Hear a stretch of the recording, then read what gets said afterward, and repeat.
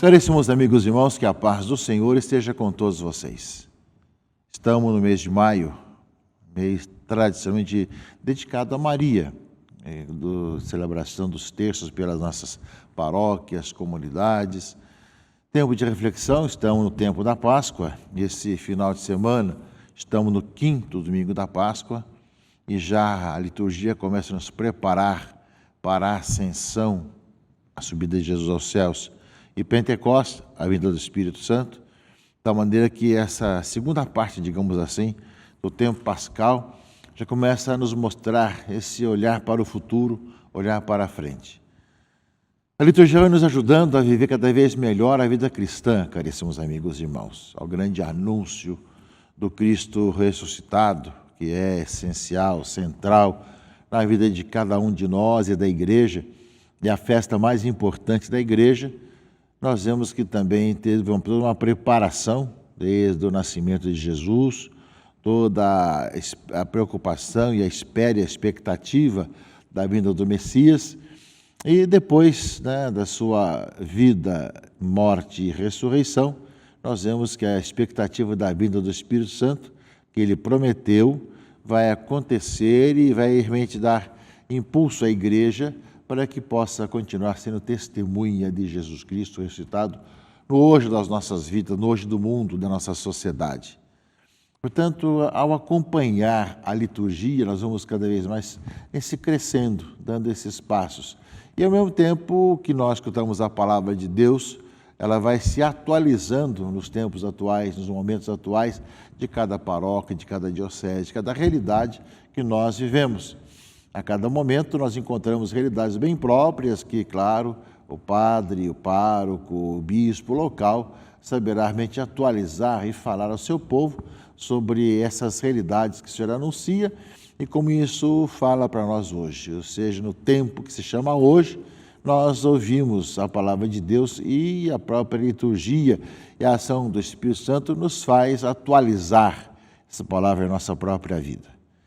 Os livros que nós encontramos, as reflexões, nos ajudam a ver a questão de exegese, a questão de contexto.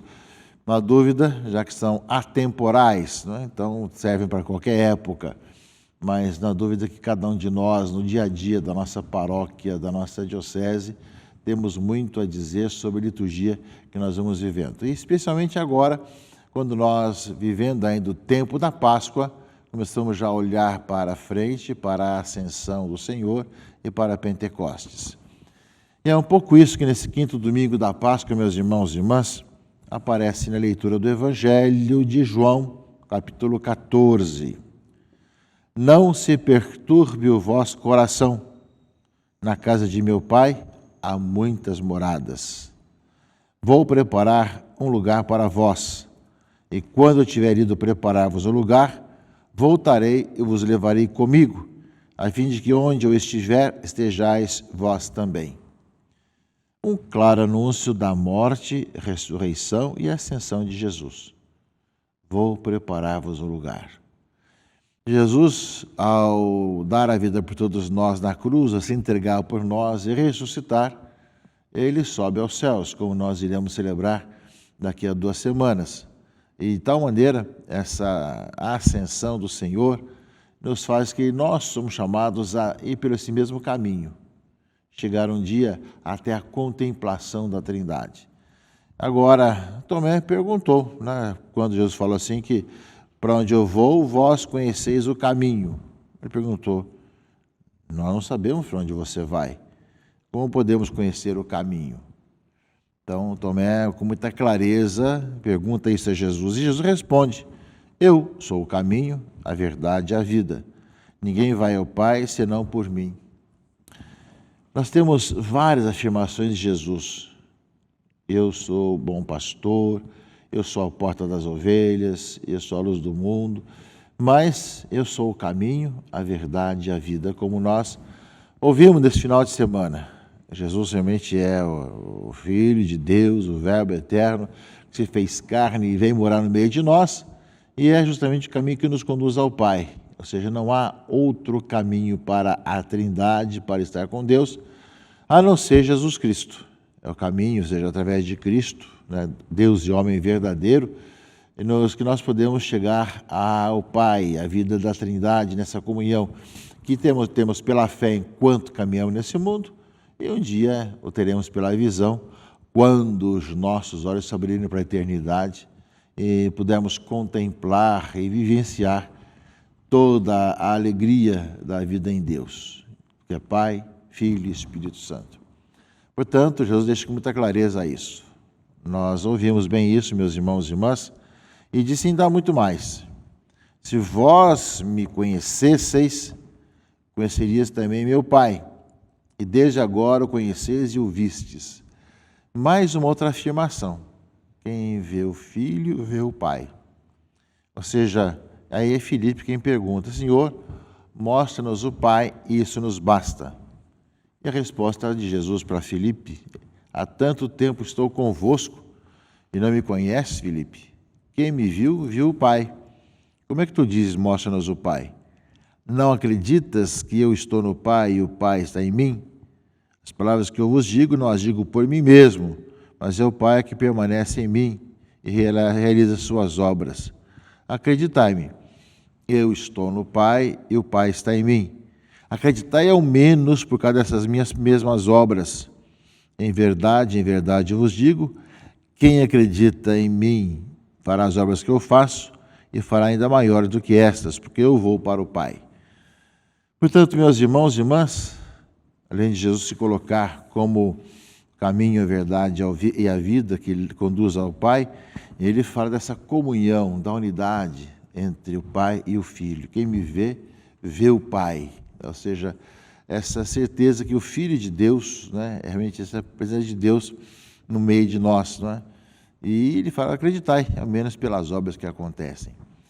Então, nesse trecho do Evangelho desse domingo, meus irmãos e irmãs, o 5º domingo da Páscoa, aparece bem, de um lado, que após a Páscoa, 40 dias após a Páscoa, Jesus sobe ao céu. Eu vou para o Pai, vou preparar-vos um lugar, e depois levarei vocês comigo. Né? Porém, enquanto isso, quem me vê, vê o Pai. Eu e o Pai somos um. Né? Então, essa comunhão, né? Ou seja, saber que Cristo é o rosto humano de Deus, como bem foi colocado pela igreja, rosto humano de Deus. E, ao mesmo tempo, meus irmãos e irmãs, nós somos chamados, né, por Cristo, chegar ao Pai. A vossa vida está escondida com Cristo em Deus, né? Vai dizer realmente o São Paulo.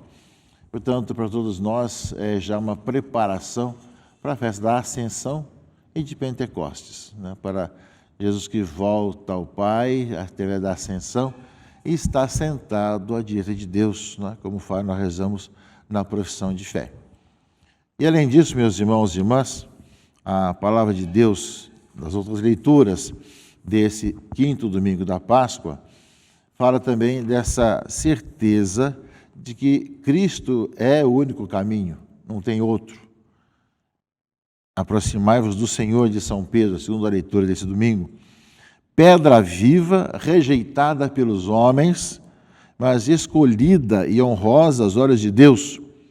Do mesmo modo, vós também, como pedras vivas, formai um edifício espiritual, um sacerdócio santo, a fim de oferecer sacrifícios espirituais e agradáveis a Deus por Jesus Cristo. Ou seja, Cristo é a pedra angular, a pedra importante. Ou seja, eis que põe em Sião uma pedra angular, escolhida e magnífica. Quem nela confiar não será confundido. A vós, portanto, que tendes fé, cabe a honra, mas para que aos que não creem, a pedra que os construtores rejeitaram, tornou-se a pedra angular. E para quem não crê, é uma pedra de tropeço e rocha que faz cair. Nela tropeçam os que não acolhem a palavra. Esse é o destino deles, né? Mas vós sois a raça escolhida, o sacerdócio do reino e a nação santa, o povo que ele conquistou daquele que vos chamou das trevas para a sua luz maravilhosa. Ou seja, Jesus é o rosto humano de Deus, o rosto divino do homem, e nos conduz para o Pai. E, ao mesmo tempo, ele é a pedra angular. Para as construções da época, a pedra angular era a pedra que sustentava o edifício. Ou seja, a pedra do ângulo, né? Ou seja, de tal maneira que era construído com essa segurança, era que tirar essa pedra, tudo desmorona. Aliás, a nossa sociedade tenta fazer muitas vezes isso, ou seja, tenta tirar da vida da pessoa humana a pedra angular que é Jesus Cristo. Porque nós sabemos, meus irmãos e irmãs, que mesmo aqueles que não creem explicitamente em Cristo, no fundo tem muitos valores que Cristo ensina, que as pessoas acabam acreditando, mesmo que não creem em Cristo explicitamente. Os valores da família, da vida, da bondade, da fraternidade, tantas coisas mais. Porém, nós temos hoje toda uma maldade muito grande, que mesmo esses valores estão sendo retirados do coração das pessoas. A violência, o mal, a maldade, e tantas coisas mais, que vai tirando do coração do homem aquela bondade que ele tem, graças à evangelização. E mesmo que ele não tenha dado o passo da fé, no entanto, ele tem valores cristãos no seu coração e na sua própria vida. Isso vai sendo retirado também das pessoas. Por isso mesmo a palavra de Deus para nós, meus irmãos e irmãs, fala dessa importância de ser essa pedra angular, Jesus Cristo, que faz com que a sociedade seja construída e fique em pé. Quando se tira essa pedra angular, que é Cristo, ou aquilo que ele ensinou, e tenta a gente deixar sem isso, tudo desmorona. Aliás, é um pouco que nós vemos acontecer de diversas formas no mundo de ontem, de hoje e de sempre. Quantas vezes nós vemos desmoronar situações as mais diversas, através de tantas coisas que comovem nossos corações, a gente fica comovido de ver as maldades, assassinatos, tantas questões mais, mas, ao mesmo tempo, nós somos responsáveis de ter tirado do coração das crianças, dos jovens, dos adultos, valores importantes do respeito ao outro, do amor ao próximo, fazer bem às pessoas, de dar vida de oração. Vamos retirando e depois colheremos os frutos dos males que vamos fazendo em nosso dia a dia. Portanto, a palavra de Deus esse final de semana nos faz justamente pensar sobre isso. Deus que sobe aos céus, enviará o Espírito Santo, e que Ele é o Filho de Deus. Quem me vê, vê o Pai, e eu vou preparar-vos um lugar. Ou seja, muita clareza nos prepara também para a festa da Ascensão e de Pentecostes. E, por fim, meus irmãos e irmãs, vemos que a igreja que caminha na história vai tendo também suas necessidades, vai tendo suas preocupações. E ela também vai discernindo pela ação do Espírito Santo sobre aquilo que é necessário fazer. Na leitura dos Atos dos Apóstolos desse final de semana, os discípulos cresceram, a comunidade cresceu muito e começou a ter uma certa crise, ou seja, havia gregos, não gregos, assim na história, vida judaicos, então havia toda uma questão de etnias diferentes e, ao mesmo tempo, assistência aos pobres, aos necessitados. E aí começaram a ver que algumas pessoas, ou seja, não está certo que deixemos a pregação da palavra para servir às mesas, porque os fiéis de origem grega começaram a queixar-se dos fiéis de origem judaica e de origem grega, diziam que as suas viúvas eram deixadas de lado no atendimento diário. Então, simplesmente, ou seja, não se dá conta de tudo. Ou seja, aumenta o trabalho, como também hoje aumenta o trabalho e é necessário multiplicar. Mas, como não temos sacerdotes para tantas situações, a igreja vai vendo também os vários ministérios. Então, fala que ele todas as almas criam os diáconos, ou seja, irmãos, é melhor que escolhais dentre vós 7 homens de boa fama, repletos do espírito de sabedoria, e nós os encarregaremos dessa tarefa. Desse modo, nós podemos dedicar-nos inteiramente à oração e no serviço à palavra. A proposta agradou a toda a multidão e escolheram aí os 7 homens, foram apresentados aos apóstolos, que oraram e impuseram as mãos sobre eles. E a palavra de Deus se espalhava, e o número dos discípulos de Jesus crescia em Jerusalém, e grande multidão de sacerdotes judeus aceitava a fé. Portanto, a igreja, meus irmãos e irmãs, que sabe dessa caminhada na história, sabe também que nós somos chamados a ver em Cristo o caminho, a verdade, a vida e a pedra angular de toda a nossa vida, que as necessidades vão aumentando, a igreja tem toda essa sabedoria que vem da ação do Espírito Santo, também de saber realmente ter os novos ministérios, como no caso aqui o diaconato, que surge por uma necessidade de dar assistência às viúvas também dos gregos, e estavam reclamando que não eram tão bem assistidas como as viúvas dos judeus, né? Questão de língua, questão de etnia, um monte de coisa assim. A igreja vai assumindo essas novas responsabilidades e novas soluções. Até hoje, meus irmãos e irmãs, nós vemos quantas necessidades nós temos de evangelização, de missão, de trabalho social, uma variedade muito grande. E por mais que nós tenhamos assim vocações, ainda são poucos. Pedi ao Senhor da Messe que envie operários para a colheita, tanto sacerdotes como diáconos, como agentes de pastoral da saúde, carcerária, universitária, a pastoral, tanto as pastorais da juventude, tanto também dos casais, tantas coisas que são necessárias para que as pessoas possam cada vez mais ser bem assistidas, bem acolhidas, bem orientadas no seu dia a dia. Reclamações nós sempre tivemos, temos e teremos, nunca damos conta de tanto trabalho, mas é necessário que nós também nos acerquemos de mais carismas e que nós possamos realmente, através de mais pessoas que têm carisma para um certo tipo de situação, faça a sua parte como bom cristão e leve a evangelização a tantas outras situações.